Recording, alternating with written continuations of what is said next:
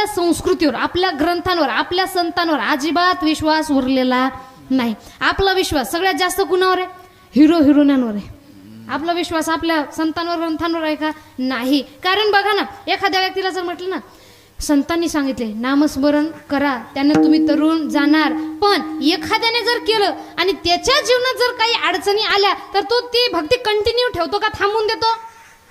थांबवतो. कारण आजकाल लोकांचं म्हणणं कसं झालंय, जास्त देवदेव केलं की देव हातपाय धुवून आपल्या मागे लागतो, म्हणून जास्त देवदेव करायचं नाही. आता हे खरी गोष्ट आहे. जो जास्त देवदेव करतो ना, संकट बघा त्याच्याच मार्गाला जास्त येतात. का? याचं कारण सुद्धा एकदा ऐकून घ्या ना. बघा, एक व्यक्ती, एक मुलगा आहे जो शाळेत जातो, एक मुलगा आहे जो शाळेमध्ये जात नाही. आता सुखी जीवन कुणाचं असेल? जो शाळेत जात नाही, बिंदास फिरतो, खेळतो, खातो, त्याला कशाचं टेन्शन राहील का? नाही. पण जो शाळेत जातो त्याला शिक्षक काय म्हणाले याचं टेन्शन, अभ्यासाचं टेन्शन, सगळं टेन्शन त्याला राहील. पण आता सुखी जीवन जो शाळेत जात नाही त्याचं आहे, आणि आता दुःखी जीवन कुणाचं आहे? जो शाळेत जातो त्याचं. पण इथून पुढे गेल्यानंतर भविष्यामध्ये सुख हे शाळेमध्ये जाऊन चांगलं कर्तृत्ववान झालं त्याचं राहील का नुसतं जो फिरून खाल्लंय, जो वाईट मार्गाला गेला त्याचं राहील? जो चांगला शिकून कर्तृत्ववान झाला त्याचंच होईल. मग अशा प्रकारे जो शिक्षण घेत आहे त्याच्या मार्गाला परीक्षा येतात, त्याच्या मार्गाला सगळं काही येतं, आणि जो नुसता शेतामध्ये फिरतो, खेळतो, राबतो, त्यातला परीक्षा द्यायची गरज नाही, त्याला शिक्षकाची भीती नाही, त्याला मायबापाची सुद्धा भीती नाही. पण इथून येणारं पुढचं जीवन हे सगळ्यात अवघड त्याचंच राहणार आहे. अशा प्रकारे जो व्यक्ती भक्ती मार्गाच्या लाईनमध्ये लागलेला आहे, भगवंत आधी त्याच्या परीक्षा घेतात, आणि त्या सगळ्या संकटांवर जर त्याने मार्ग शोधला आणि तरी सुद्धा भगवंताचं नाव त्याने नाही सोडलं, त्या भक्तालाच फक्त भगवंत भेटतात. कारण आज भक्ती केली उद्या पावायला देव बाजारचा भाजीपाला नाही रे, देव बाजारच भगवंत यावं, प्रकट व्हावं, माग तुला काय मागायचंय, अशी लोकांची म्हणजे तूप खाल्या रूप यावं अशी अपेक्षा झाली आहे. जोपर्यंत सात्विक भक्ती करणार नाही तोपर्यंत भगवंत तुम्हाला भेटणार नाही. आणि आजकाल जसं आपला विषय कुठून सुरू झाला होता की भक्ती करा म्हटलं तर कुणी करणार नाही. का? कारण त्यांना वाटतं देव माझ्या मागे लागू नये म्हणून. अहो लागू द्या ना, देव मागे लागण्यासाठी किती भाग्य लागतं तुम्हाला माहिती आहे का? जेव्हा ज्याला सोडून दिलं तो गेला, आणि ज्याला धरून ठेवलं तोच राहिला. कितीही संकट येऊ द्या त्या व्यक्तीच्या वाटेला, तो कधीच हारत नाही, त्याच्यावर कधीच कोणी वाईट व्यक्ती राज्य सुद्धा करू शकत नाही. ही ताकद आहे भक्तीची. कारण म्हणतात ना, भक्ती में शक्ती है भगवान को झुकाने की. ही भक्तीमध्ये ताकद आहे देवाला सुद्धा झुकवण्याची, भक्तीमध्ये ताकद आहे देवाला झुकवण्याची. नाहीतर काय गरज आहे प्रभू श्रीरामाला माता शबरीच्या तुष्टेवर खाण्याची?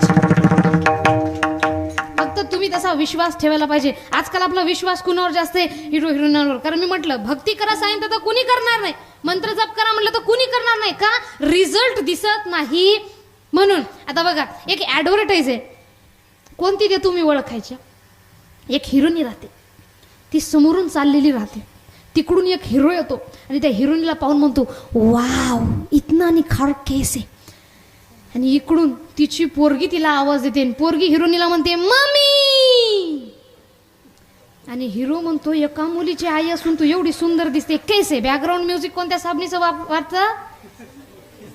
हा, तुम्ही लावत नाही का? बोला ना, कोणत्या साबणीचं वाजतं? हा. आता मला खरं खरं सांगायचंय, त्याच्यामध्ये जसा रिझल्ट दाखवला तसा आपल्या तोंडावर आपल्याला दिसतो का? दिसतो का? तरी लावणं सोडतो का? त्यामध्ये एका लेकराची आई ही 19-20 वर्षाची दिसते, आणि असं वाटतही नाही तिला आहे लेकरू का नाही. पण तसा रिझल्ट आपल्यावर दिसला का? नाही. एक हिरोईन येते म्हणते लगा ये क्रीम लगाई और धूप से निखार बचाई. म्हणजे ही क्रीम तुम्ही लावल्यानंतर तुम्ही उन्हात गेले तर काळे पडणार नाही. माझ्यापेक्षा तुम्हाला चांगलं माहित आहे ही क्रीम कोणती. आता ही क्रीम लावून आपण उन्हात गेलो नाही तर काळे पडतो का नाही? पडतो का नाही? पडतो ना. पण लावून सोडतो का? नाही. एक हिरोईन येते बघा, आणि ती आपल्याला सांगते ये हेयर ऑइल लगाई और इससे आपके बाल बहुत लंबे आणि घने हो जाएंगे. म्हणजे तुम्ही हे तेल लावा, यानं तुमचे केस फार दाट आणि लांब होणार. आता ही ऍडव्हर्टाईज काढणारी हिरोनी कोणती हे तुम्ही जा सर्च करा. त्या हिरोनीला सर्च करू नका, तिच्या नवऱ्याला सर्च करा. अहो तिचा नवरा टकलाय टकला. राम कृष्ण. म्हणजे ज्या हिरोनीचा नवरा टकला ते आपल्याला येऊन शिकवायला डोक्याला तेल कोणतं? माता वर्ग मला सांगा, समजा तुमचे नवरे टकले, नाही, फक्त कल्पना करायची. काय तुमचे नवरे टकले आणि तुम्हाला असं तेल भेटलं जे तेल लावल्यानंतर डोक्याला केस येतात, ते तेल आधी तुम्ही कोणाला देणार हो? हा, कारण आपण आपले नवरे टकले ठेवून लोकांना देणार ना.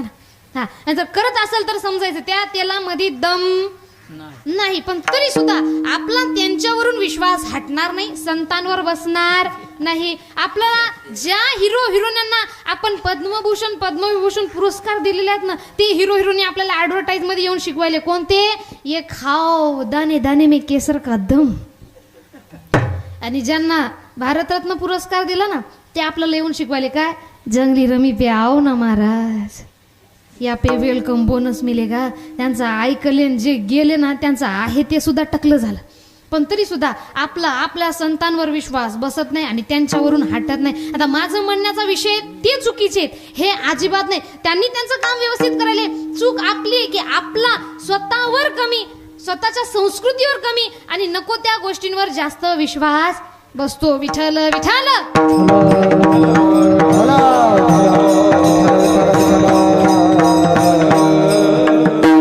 जे काही आपण इथं सांगतोय, जे काही कीर्तन आपण इथं करतोय, हे नुसतं इथं यायचं बोलायचं विठ्ठल विठ्ठल करायचं नाही. हे शास्त्रयुक्त आहे आणि विज्ञानासोबत सुद्धा आहे. कारण म्हणतात ना, ज्याने ज्ञानेश्वरी वाचली त्याला कळेल की ज्ञानेश्वरीमध्ये किती विज्ञान लपलेलं आहे.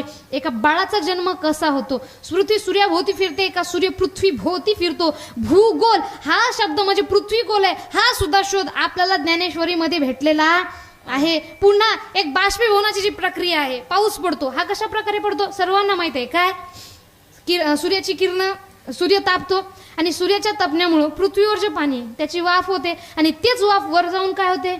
ढग होते आणि तेच ढगानुसार खाली जमिनीवर पाणी पडतं. ज्ञानेश्वर महाराज ज्ञानेश्वरीमध्ये म्हणतात, मी सूर्याचे निवेशे तपे ते हे शोषे, पाठी इंद्र बनूनी वर्षे. म्हणजे मीच सूर्य बनून हे सगळं जे काही पाणी या पृथ्वीवर आहे हे शोषतो आणि पुन्हा सूर्य बनून तपतो आणि नंतर हेच पाणी मी शोषतो आणि नंतर इंद्र बनून म्हणजे ढगांच्या मार्फत हेच पाणी मी पृथ्वीवर पाडतो. किती मोठा शोध आहे हो. कित्येक शोध आपल्याला आपल्या ग्रंथांमध्ये सापडतात, पण आपण कधी वाचत नाही आणि जोपर्यंत विश्वास बसत नाही तोपर्यंत वाचणार नाही. म्हणून लेकरांना विश्वास बसवायला तुम्ही सांगा. लहान लहान लेकरांना कीर्तनामध्ये आणत राहा, गाथा गीता त्यांना वाचायला देत रहा. विठ्ठल विठ्ठल.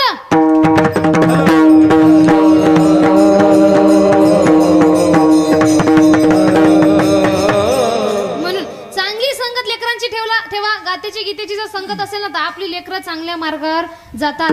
ही पण संगत आणि मित्रांची सुद्धा चांगली संगत असायला पाहिजे बरं का. बरेच जण म्हणतात मित्राच्या नादी लागलं की वायाला जातो. नाही, प्रत्येक मित्र हा आपल्याला बर्बाद करत नाही. एक सुंदर वाक्य मी नेहमी सांगते, अरे कौन कहता है कि दोस्ती बर्बाद करती है, अरे कौन कहता है कि दोस्ती बर्बाद करती है, निभाने वाला अच्छा हो तो दुनिया भी याद करती है. फक्त तसा मित्र आपल्याकडे असायला पाहिजे. ते म्हणतात ना, दुःख अडवायला उंबऱ्यासारखा मित्र वनव्यामध्ये गारव्यासारखा. फक्त तसा मित्र आपल्याकडं पाहिजे. छत्रपती शिवरायांसोबत कसे मित्र होते, कशी संगत होती, तर म्हणतात, होते शूर बाजितानाजी, काय सांगू त्यांची शिवभक्ती, नाव घेता संत धनाजी, नाव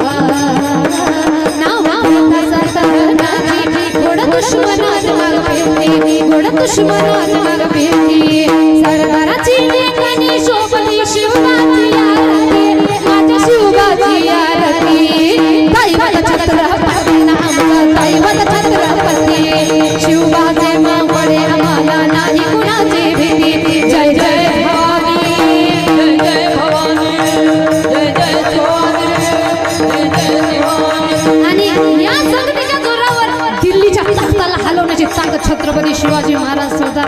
म्हणतात ना, एक ते छत्रपती शिवराय, पण दिल्लीचा तख्त हलविला घेऊन मावळे संगतीला, दिल्लीचा तख्त हलविला घेऊन मावळे संगतीला.